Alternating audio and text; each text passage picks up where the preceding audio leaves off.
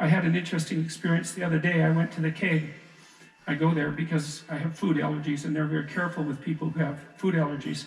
And the waiter took me to the table, and he said that he had been watching my lectures, and that's a very common experience. And he was happy about that, and he said that he'd had 2 promotions at the keg in the last 4 months because he'd been watching my lectures. And I really found that an affecting experience because, you know, you might say, well, he's working as a waiter at the keg and there's nothing particularly heroic about that. And I disagree with that, actually, because I don't care where you're located, you can do a hell of a job, and I mean that literally. You can take whatever job you have and you can make it a real nice little piece of absolute misery. I could take that. Or you can act like a civilized human being and notice that no matter where you are, there's a richness and a complexity that's completely inexhaustible right at hand.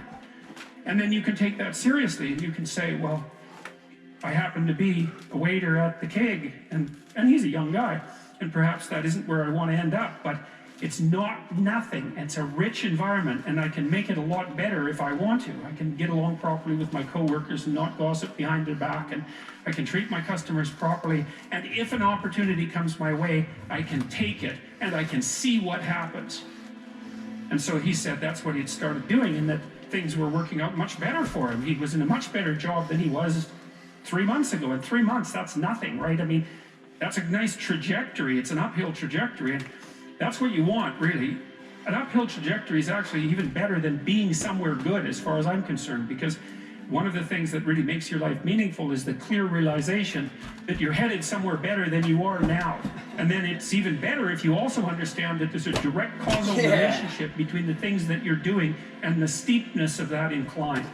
And so I get a lot of letters from people like that, and they say, well, you know, I've been listening to these lectures and I decided that I'm going to try to take responsibility for my life, and so I've started to stop doing all the stupid things that I know that are stupid, that I know I shouldn't be doing, and I've started doing some of the things that aren't stupid that I know I should be doing. It seems pretty obvious, really, if you think about it, but obvious though it may be, that isn't necessarily what people do. And then they write and say, you can't believe what difference that makes, and they're thrilled about it. And so I'm thrilled about it when I get letters like that, because I really don't experience anything as better than a letter like that or a message like that, because it's so good to see things that aren't so good replaced by something better.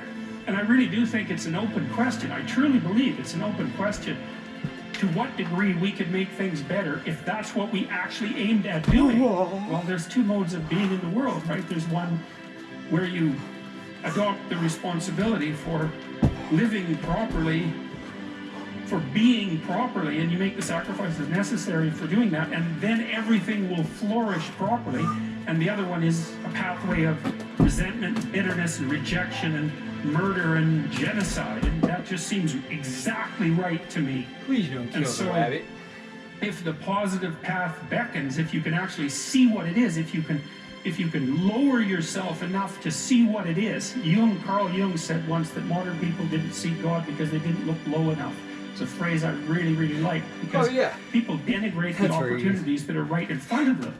And there's no reason to do that, because what's right in front of you is the majesty of being. That's what's right in front of you. It's inexhaustibly complex and full of potential, and there's no reason to assume that wherever you happen to be isn't as good a starting place as anywhere else. Now, you know, I know some people have terrible, terrible lives. More importantly, do you have any choice? Unbearable. But I also do know that even situations like that can be made a hell of a lot worse by the worst kind of attitude. That's for sure. So anyway, so that's where you are. You're in a damaged structure. You're a damaged structure. You're in a damaged structure. But, you know, at least it's got some walls. You know, you're not being fed to the lions on a regular basis, so that's a good thing. I love my you can emerge forward heroically to confront the chaos that constantly threatens the structure within which you live, and you can free something as a consequence of that. You can learn something, you can strengthen yourself. That's the other thing, because what you're actually made of, in many ways, what informs you, what you're made of, is what you encounter when you voluntarily encounter the unknown. And so the more you voluntarily encounter the unknown, the more you get made of, and the more you get made of, the more there is to you, and then the more you're good at encountering the unknown and restructuring order and calling forth proper order out of the potential of being. And God, you got to think, why wouldn't you do that since you can do that? And it's an endless mystery. You know, I think part of it is that people don't aspire to the highest good because they're deeply ashamed of themselves and their weaknesses and their insufficiencies. And that's not the only reason. I mean, there's the desire to avoid responsibility, and there's all the negative motivations as well, like resentment and hatred, and the desire to make things worse. I don't want to, you know, it's too much of a break, but it's something like that. It's okay to not be in a very good place if what you're trying to do with that not very good place is make it better. And the fact that things aren't exactly the way they should be at least gives you something to do, you know, and maybe something great to do, because there's no shortage of suffering and trouble that besets the world that you could conceivably ameliorate in some way. And the utility of that and the intrinsic meaning of that is self-evident.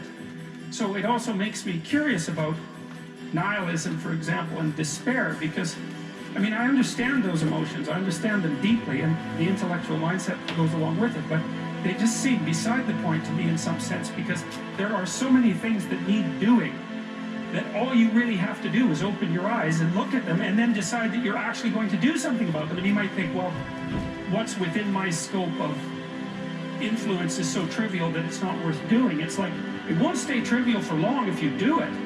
Not at all, and I don't think it's trivial to begin with. I really don't believe that anything done right is trivial. My experience in my life has been that anything I actually did paid off. It didn't pay off necessarily in the way that I expected it to pay off. That's a whole different story.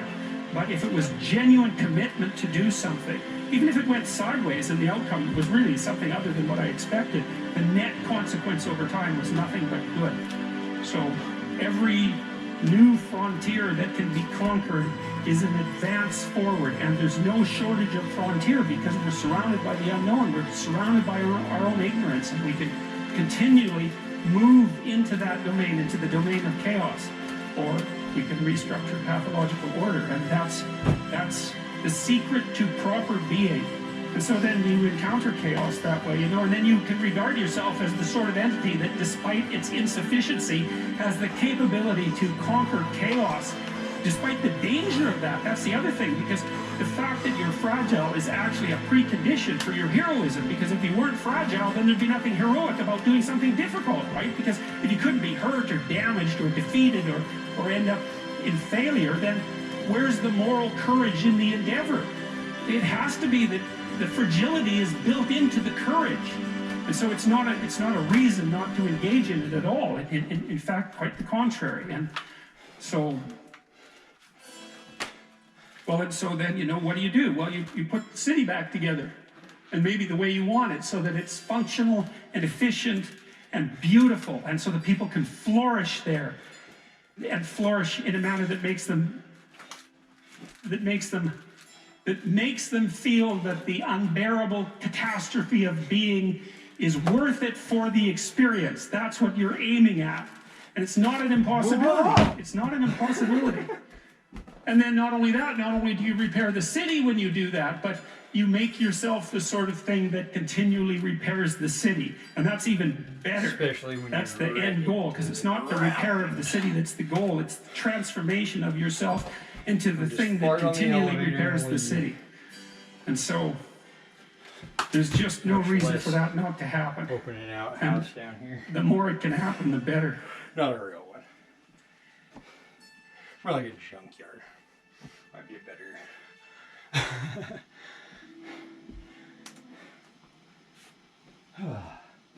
Give me 2 shakes. How long was this?